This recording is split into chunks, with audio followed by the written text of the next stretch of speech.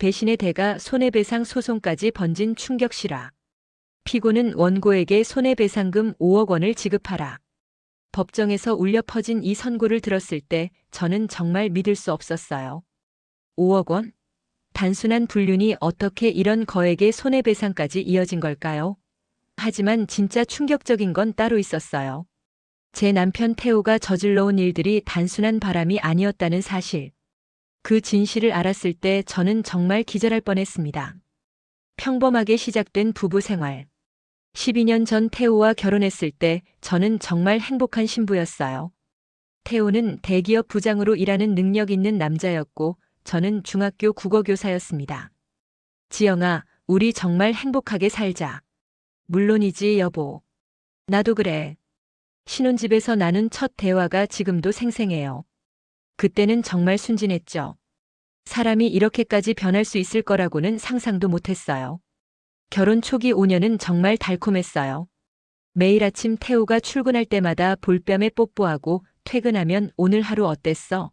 하고 서로의 일상을 나누는 그런 부부였거든요. 아이도 둘을 낳았어요.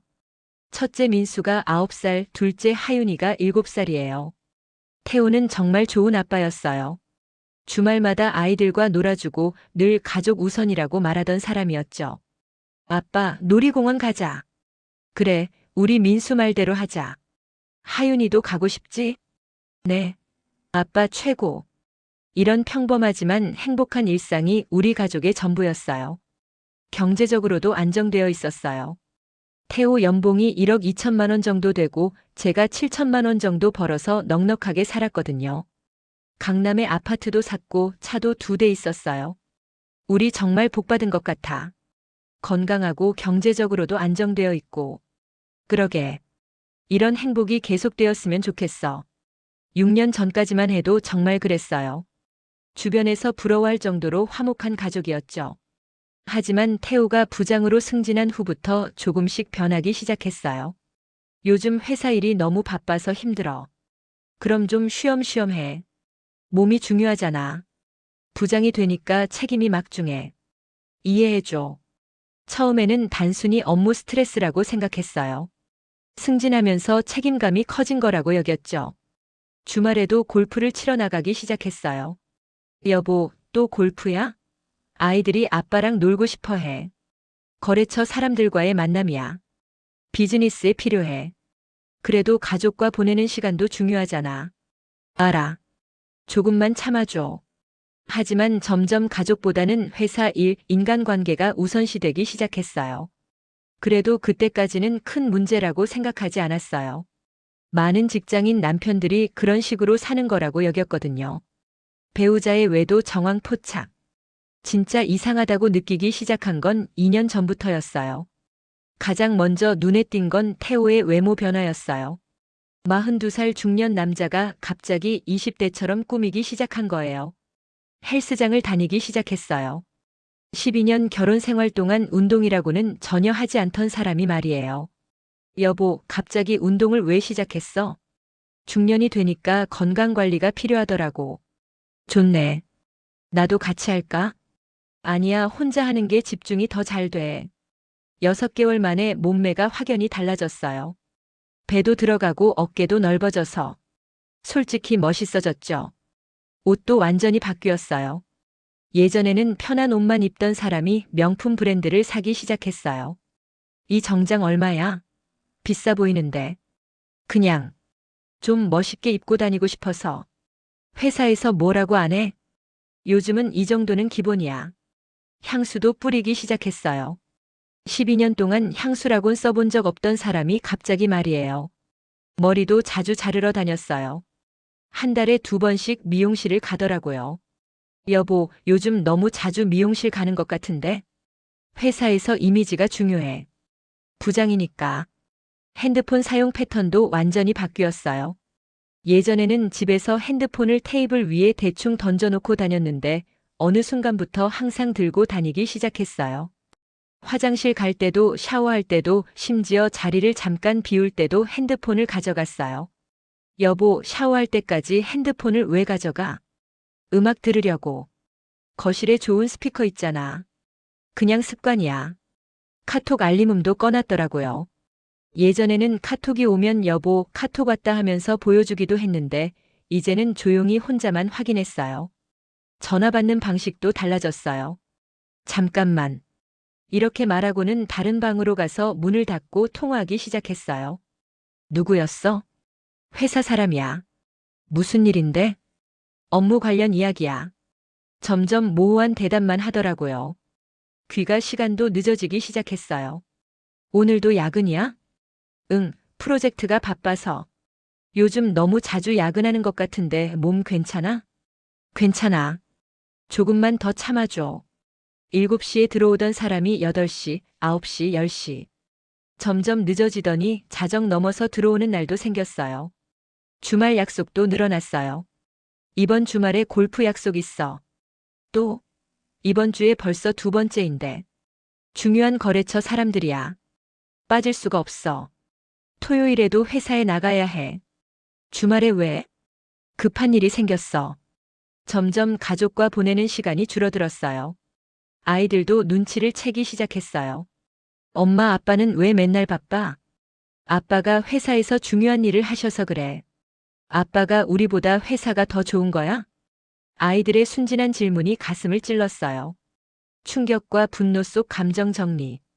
의심이 확신으로 바뀐 건 태오 카드 사용 내역을 확인하고 나서였어요. 가계부를 정리하다가 우연히 본 건데 이상한 결제 내역들이 잔뜩 있더라고요. 강남 쪽 고급 레스토랑, 카페, 호텔 라운지. 혼자 가기엔 비싼 곳들이었어요. 그것도 2인분씩 결제한 흔적이 역력했어요. 이게 뭐지? 하나씩 확인해 보니 더욱 의심스러웠어요. 평일 저녁 7시에 강남 레스토랑에서 15만 원 결제. 그런데 그날 태호는 야근한다고 했었거든요. 토요일 오후 2시에 호텔 카페에서 8만 원 결제. 그날은 회사에 간다고 했는데 말이에요. 확인해 봐야겠다. 다음 날 토요일 태호가 또 회사에 간다고 하더라고요. 오늘도 회사야? 응, 급한 보고서가 있어서. 점심은? 회사 근처에서 먹을 거야. 태호가 나간 후 30분 뒤 회사로 전화해 봤어요. 안녕하세요. 혹시 김 부장님 계세요? 아, 오늘 토요일이라 출근 안 하셨는데요? 네. 그럼 아무도 없나요? 네, 주말에는 특별한 일 없으면 안 나와요. 그 순간 머릿속이 하얘졌어요. 거짓말을 하고 있구나. 핸드폰으로 태호 위치를 확인해 봤어요. 위치 공유 앱이 켜져 있었거든요. 강남역 근처에 있더라고요. 회사는 여의도인데 말이에요. 뭐 하고 있는 거지? 호기심을 참을 수 없어서 강남까지 갔어요. 위치 추적으로 정확한 장소를 찾아갔죠. 한 카페 앞에서 차를 세우고 기다렸어요.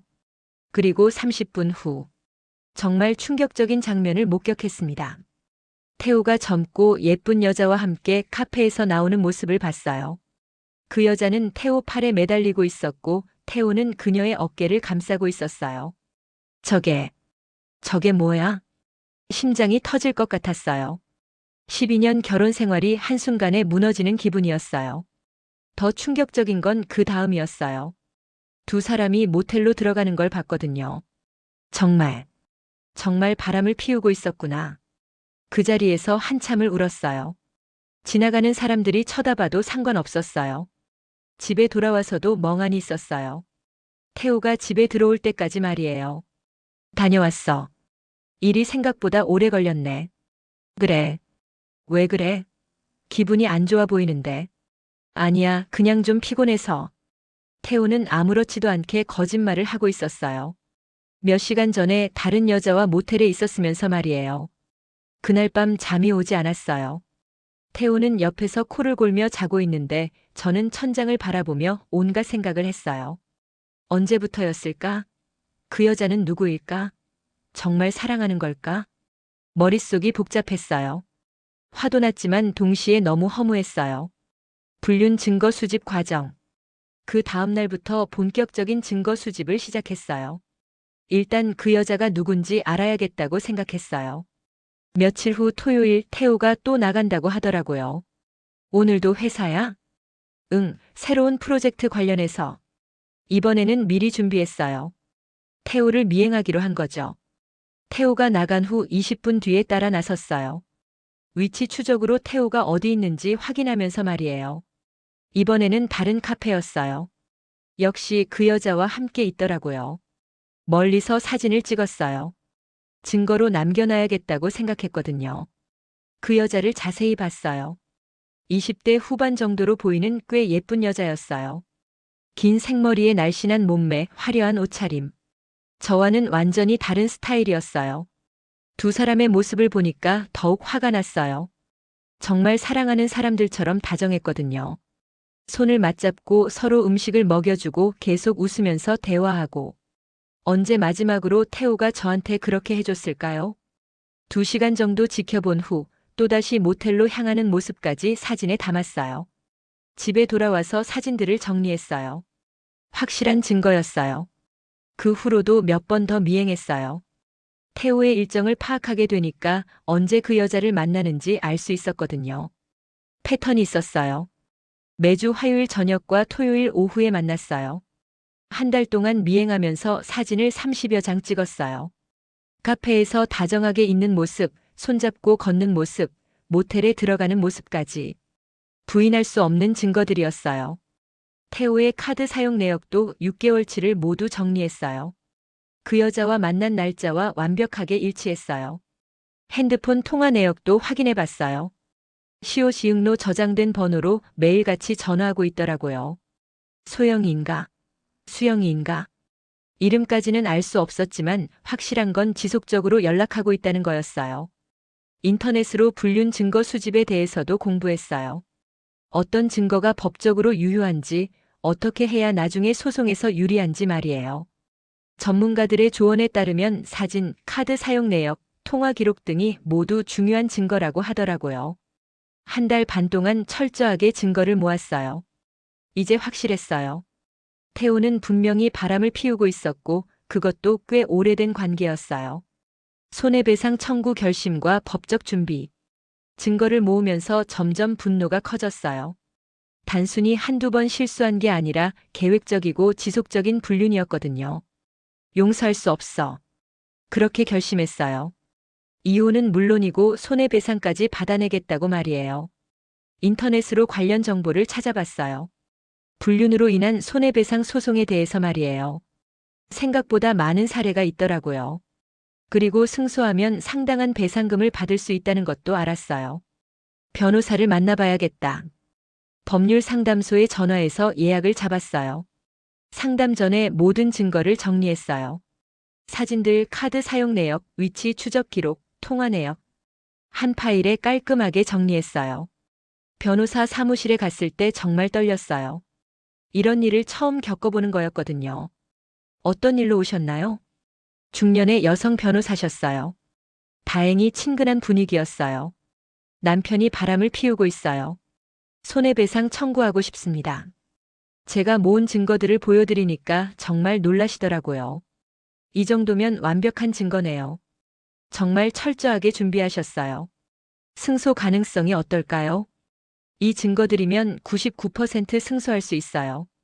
문제는 배상금 액수를 얼마로 할 것이냐는 거죠. 변호사님과 상의해서 전략을 세웠어요. 태호의 연봉이 1억 2천만 원이고 결혼 기간이 12년, 아이가 둘 있다는 점을 고려해서 3억 원을 요구하기로 했어요. 3억이요? 네, 불륜 기간과 정도를 고려하면 충분히 가능한 금액이에요.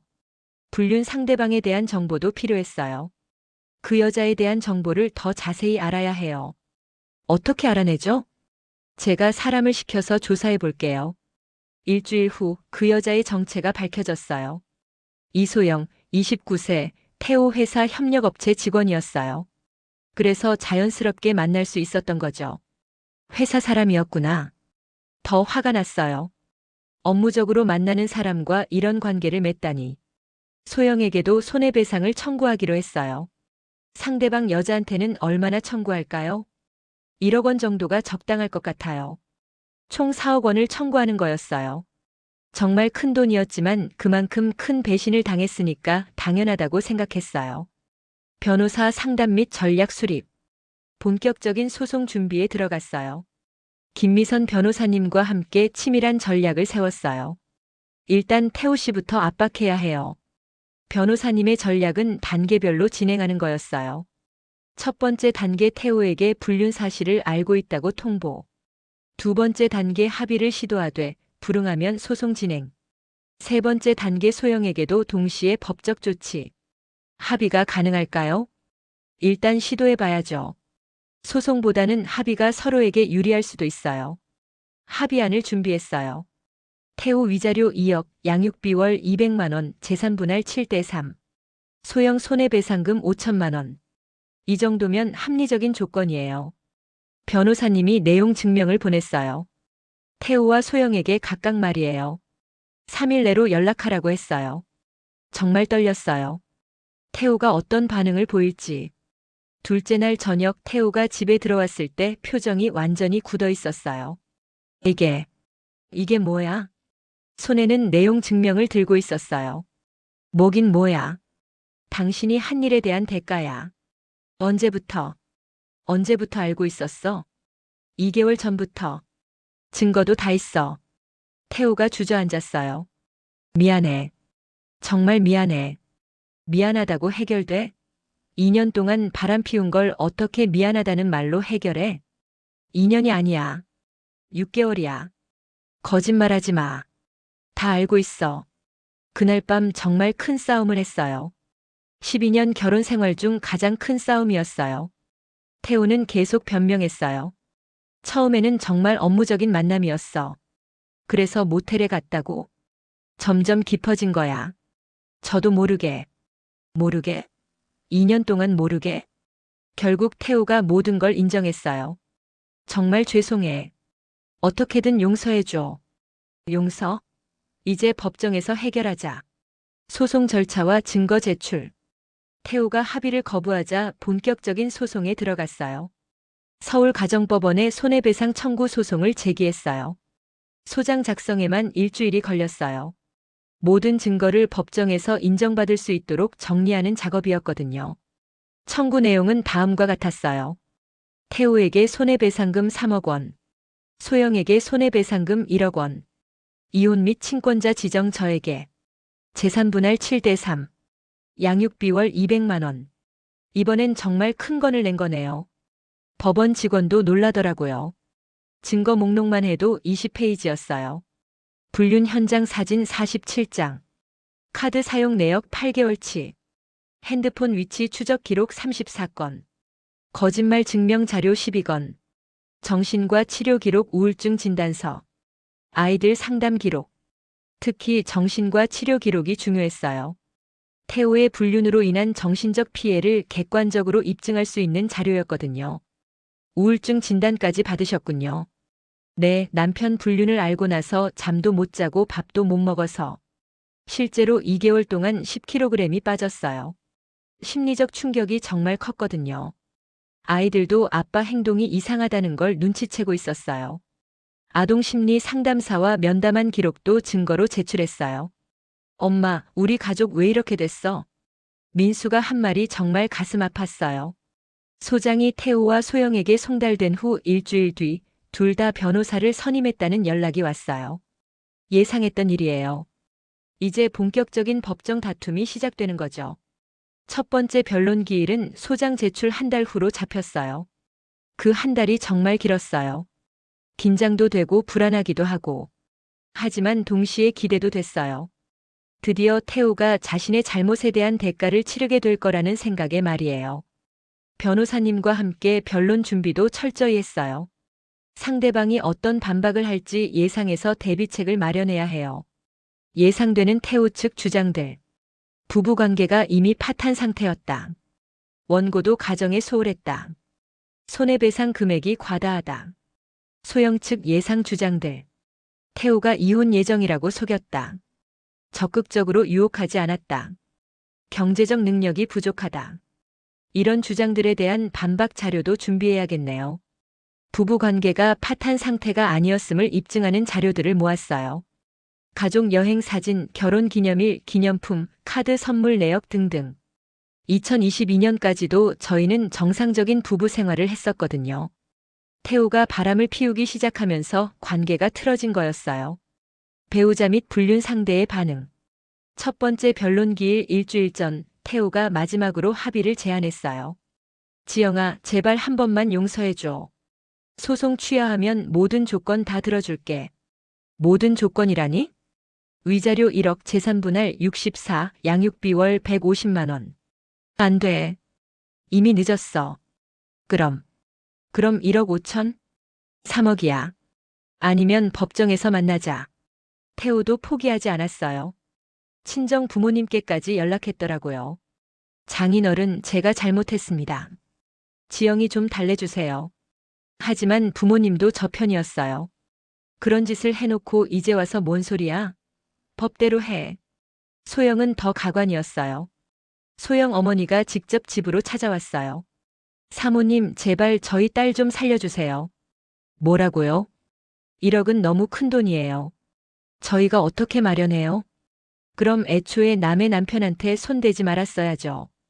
딸이 어려서 그런 거예요. 철이 없어서. 29살이 어려서 그래요? 충분히 분별할 나이죠. 소영 어머니는 울면서 애원했지만 마음을 바꿀 수 없었어요. 소영 본인도 직접 연락했어요.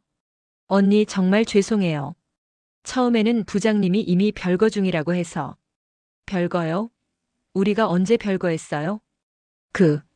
그래서 제가 속은 거예요. 속았어도 유부남인 걸 알고 만난 건 맞잖아요. 제발 용서해 주세요. 1억은 정말 감당이 안 돼요. 그럼 5천만 원에 합의할게요. 대신 조건이 있어요.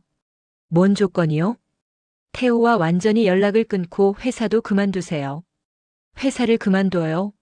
네, 같은 업계에서 일하면 또 만날 수 있잖아요.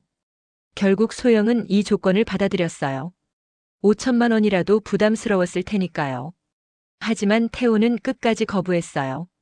3억은 말도 안 돼. 법정에서 만나자. 좋아요. 법정에서 보죠. 드디어 진짜 법정 다툼이 시작되는 거였어요. 재판 진행과 긴장감 고조. 첫 번째 변론 기일이 드디어 왔어요. 2024년 3월 15일 금요일 오전 10시였어요. 서울가정법원 305호 법정에 들어갔을 때 정말 떨렸어요. 태호와 소영이 각각 변호사와 함께 앉아 있더라고요. 1년 만에 보는 태호는 많이 야위어 보였어요. 모두 일어서세요. 판사님이 입장하시자 법정이 숙연해졌어요. 원고 측에서 주장하고 싶은 내용을 말씀해 주세요. 김미선 변호사님이 일어나서 차근차근 설명하기 시작했어요. 피고 김태호는 2022년 1월부터 2024년 2월까지 약 2년 1개월간 피고 이소영과 지속적인 불륜 관계를 유지했습니다. 스크린에 제가 찍은 사진들이 하나씩 나타났어요. 법정에서 보니까 더 확실한 증거로 보이더라고요. 이 사진들은 원고가 직접 촬영한 것으로 촬영 일시와 장소가 명확히 기록되어 있습니다. 태호가 고개를 숙이고 있었어요. 자신의 불륜 현장이 이렇게 공개되는 게 부끄러웠나 봐요. 카드 사용 내역을 보시면 불륜 관계를 더욱 명확히 확인할 수 있습니다. 호텔, 레스토랑, 모텔 결제 내역들이 날짜 순으로 정리되어 화면에 떴어요. 2년간 총 347회의 의심스러운 결제가 있었고 총 금액은 2,847만 원입니다. 2,847만 원? 저도 처음 들어보는 액수였어요. 변호사님이 정확히 계산해 주신 거였죠. 피고들의 불륜으로 인해 원고는 심각한 정신적 피해를 입었습니다. 정신과 진단서가 증거로 제출됐어요. 중증 우울증 진단을 받았고 현재도 치료 중입니다. 태호 측 변호사가 반박했어요. 피고와 원고의 부부관계는 이미 파탄 상태였습니다. 부부간의 대화도 거의 없었고 그것은 사실과 다릅니다. 김 변호사님이 즉시 반박했어요. 2021년까지도 정상적인 부부 생활을 했다는 증거가 있습니다. 가족 여행 사진, 결혼 기념일 선물, SNS 게시물 등이 증거로 제출됐어요. 첫 번째 변론은 4시간 동안 진행됐어요. 정말 길고 치열했어요. 두 번째 변론에서는 태호가 직접 증언했어요. 처음에는 정말 업무적인 만남이었습니다. 그럼 언제부터 사적인 관계가 됐습니까? 판사님이 날카롭게 질문하셨어요. 2022년 3월경부터. 그때 부인에게 말했습니까? 아니요. 왜 말하지 않았습니까? 상처를 줄까봐. 상처를 주기 싫었다면 애초에 하지 말았어야 하는 거 아닙니까? 판사님도 태호에게 상당히 비판적이셨어요. 소영의 증언도 있었어요. 처음에는 부장님이 이혼 예정이라고 했어요. 이혼 예정이라고 해서 관계를 가진 겁니까? 네. 저도 어리석었어요. 29살이면 충분히 분별할 나이 아닙니까? 죄송합니다. 세 번째 변론에서는 손해배상 금액에 대한 집중적인 논의가 있었어요. 3억 원은 과다한 금액입니다. 태호 측 변호사가 주장했어요. 피고의 연봉과 불륜 기간, 피해 정도를 고려하면 적절한 금액입니다. 김 변호사님이 반박했어요. 유사 사례들을 보면 이 정도 기간의 불륜의 경우 2억에서 5억까지 인정된 사례가 있습니다. 실제로 다른 판례들이 증거로 제출됐어요. 네 번째 변론에서는 제가 직접 의견을 말할 기회가 있었어요. 12년 결혼 생활 동안 남편을 믿고 살았습니다. 두 아이의 엄마로서 한 가정의 아내로서 최선을 다했습니다. 목소리가 떨렸지만 끝까지 말했어요. 하지만 남편은 2년 동안 저를 속이고 다른 여자와 만났습니다. 이런 배신감과 상처는 돈으로도 치유할 수 없습니다. 그럼에도 불구하고 법적 책임은 져야 한다고 생각합니다. 그래야 다른 가정들도 보호받을 수 있습니다. 법정이 조용해졌어요. 제 말이 울림이 있었나 봐요. 판결과 손해배상 결정. 드디어 판결 날이 왔어요. 2024년 6월 20일 목요일 오후 2시였어요.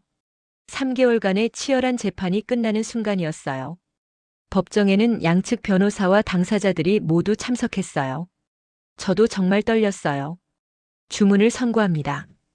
판사님의 목소리가 법정에 울려 퍼졌어요. 피고 김태호는 원고에게 금 2억 5천만 원을 지급하라. 2억 5천만 원. 요구한 3억 원보다는 적었지만 상당한 금액이었어요. 피고 이소영은 원고에게 금 3천만 원을 지급하라.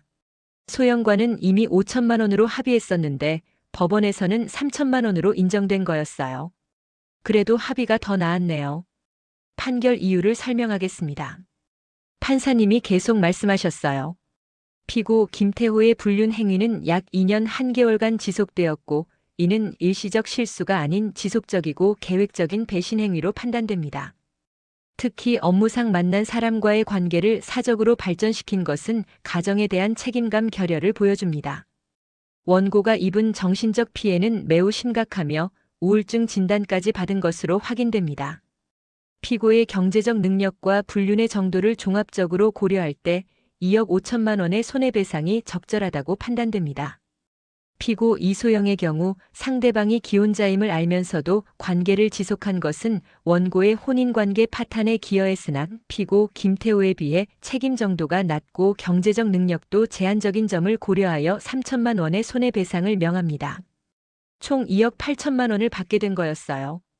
태호는 완전히 무너져 있었어요. 2억 5천만 원은 그에게도 엄청난 금액이었을 테니까요. 소영은 눈물을 흘리고 있었어요. 하지만 이미 합의한 상태라서 오히려 2천만 원을 덜 내게 된 셈이었죠. 판결문을 받고 법정을 나오는데 정말 복잡한 기분이었어요. 승리감도 있었지만 동시에 12년 결혼 생활이 이런 식으로 끝난다는 허무함도 있었어요. 김 변호사님이 축하해 주셨어요.